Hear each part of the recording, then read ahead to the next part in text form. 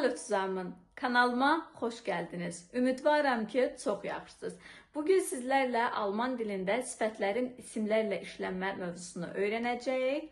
Mən hər bir detayı addım-addım göstərəcəyəm ki, qarışdırmadan rahat bir şəkildə öyrənəsiniz. Amma videomuza keçməzdən əvvəl kanalıma abunə olmağı, videonu bəyənməyi, rəy yazmağı və Alman dili öyrənən bütün dostlarınızla paylaşmağı unutmayın.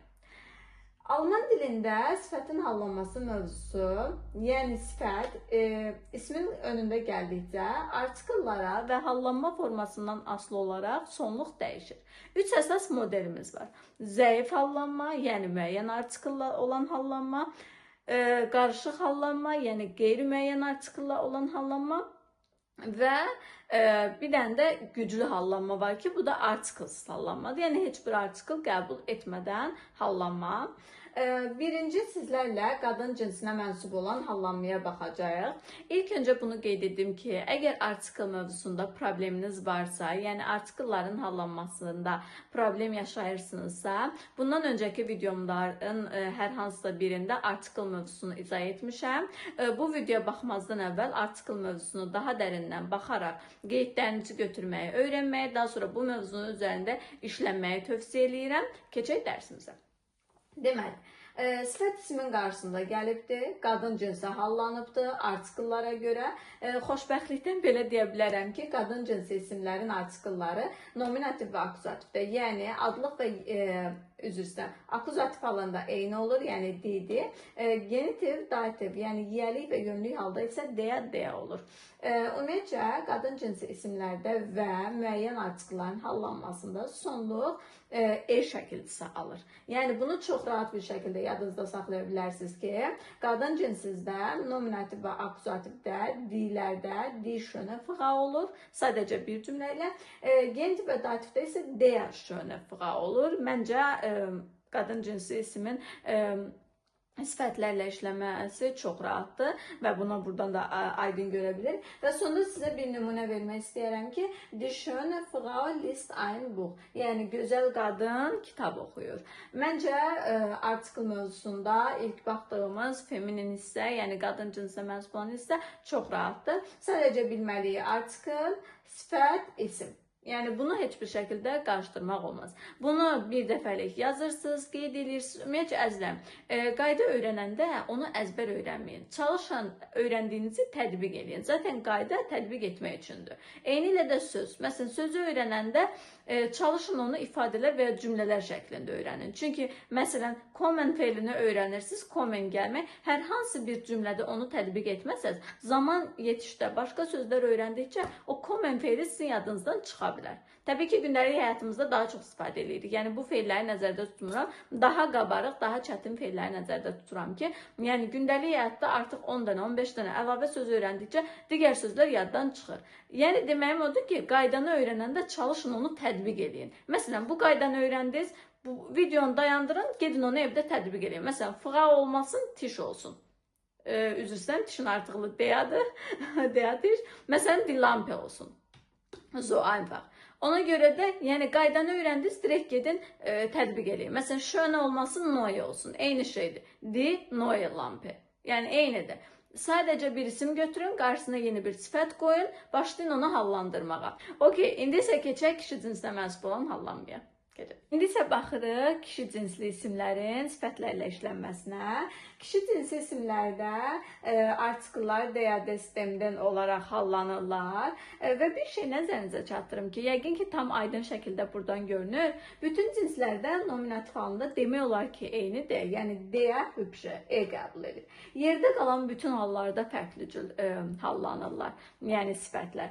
Deməli, kişi cinsindən bir isim vermişəm, deyaman, qarşısında hübşə daha çox yaraşıqlı mənasında işlənir və onu digər hallarda da hallandıraq. Einfach der hübsche Mann, des hübschen Mannes, dem hübschen Mann, den hübschen Mann.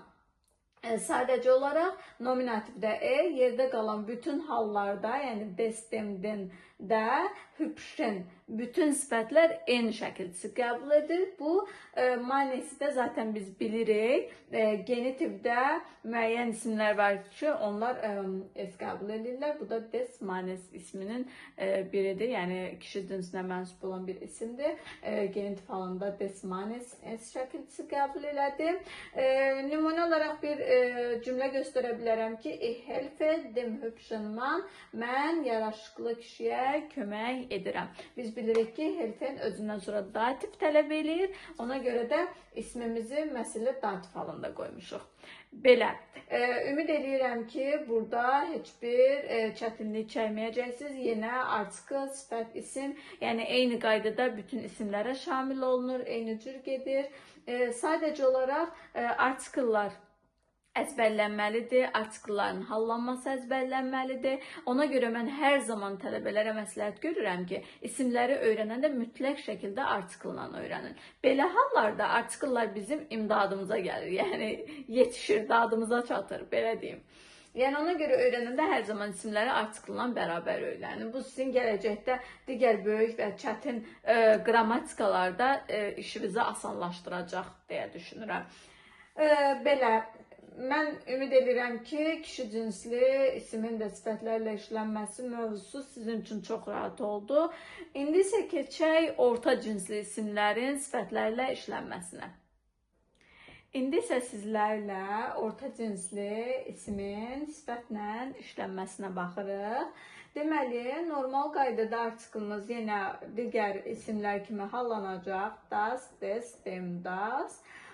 Burada da yenə ən rahat yolu nominativlə akuzativdə eyni artikel olduğu üçün eyni, yəni das kleine kind və das kleine kind olur. Bir dənə dəyişən genitiv və dativdir.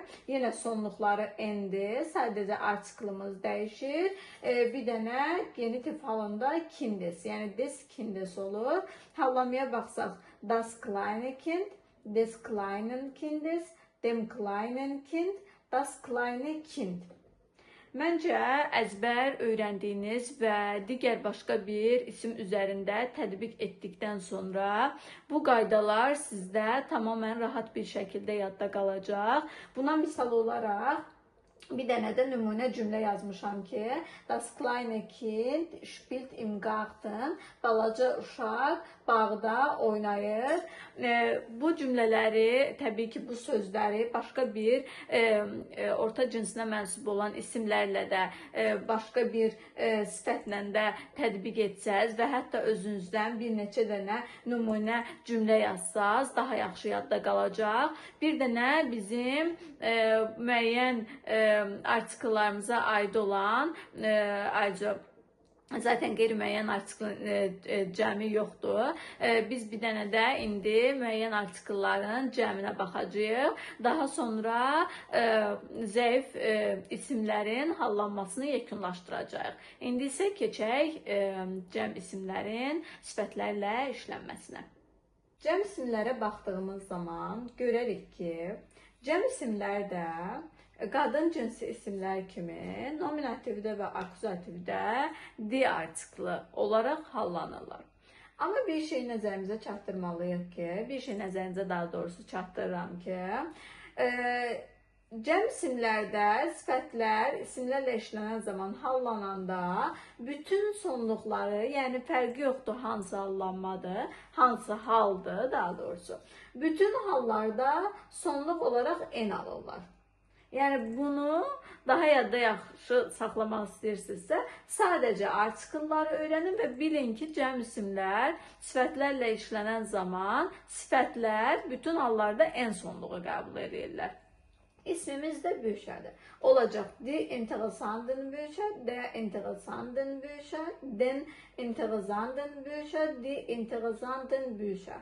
Buna misal olaraq bir cümlə yazmışam. Məsələn, die interessanten Bücher liegen auf dem Tisch. Maraqlı kitablar stolun üzərindədir. Yəni stolun üzərində yerləşir. Belə deyim. Bu arada interessant, maraqlı deməkdir. Bücher kitablar deməkdir. Maraqlı kitablar. Yenə hər bir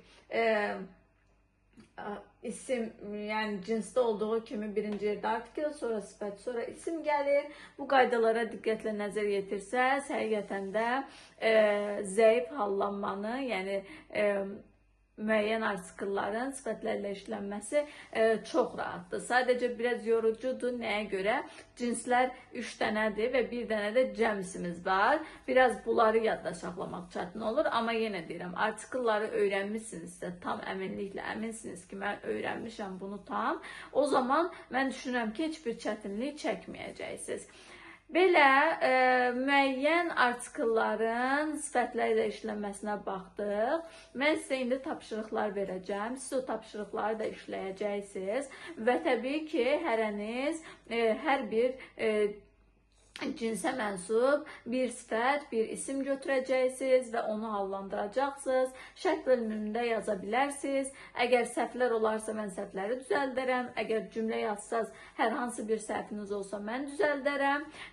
Yerdə qalan hallarda rəylərdə aktiv olmanızı xahiş edirəm. Videonu bəyənməyi, yenə də paylaşmağı unutmuruq. Yenə də yararlı videoların gəlməsini istəyiriksə, davamlı səhifəni izləyirik. İndi isə keçək tapşırıqlara. Tapşırıqlarımız nədən ibarətdir, ona baxaq. Mən sizə lövhədə bir tərəfdə sifətlər, bir tərəfdə isə isimlər yazmışam.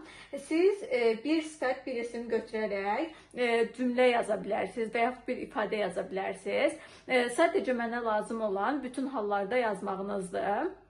Özünüzdən istəsəz hamısını, istəsəz bir və ya iki dənə sözü götürüb cümlə və ya ifadə yazın. Mütləq şəkildə şərh bölməsində qeyd edin. Əgər səhviniz olsa, mən onları yoxlayacağım, düzgün variantını yazacağım. Nümunə olaraq sizə yazmışam burada diaqroz tiş, yəni böyük stol. Tapşırıqlarımız bunlardan ibarətdir. Mən düşünürəm ki, bu video daxil bütün videolar insanlar üçün, bu kanala baxanlar üçün faydalıdır. Ona görə də mütləq şəkildə yararlanın. Almaniyaya gəlmək üçün mütləq şəkildə dili öyrənin. İnşallah ki, uğur yolunuz daha da gözəl olar, daha da parlaq olar. Növbəti videolarda görüşmək ümidi ilə hələlik.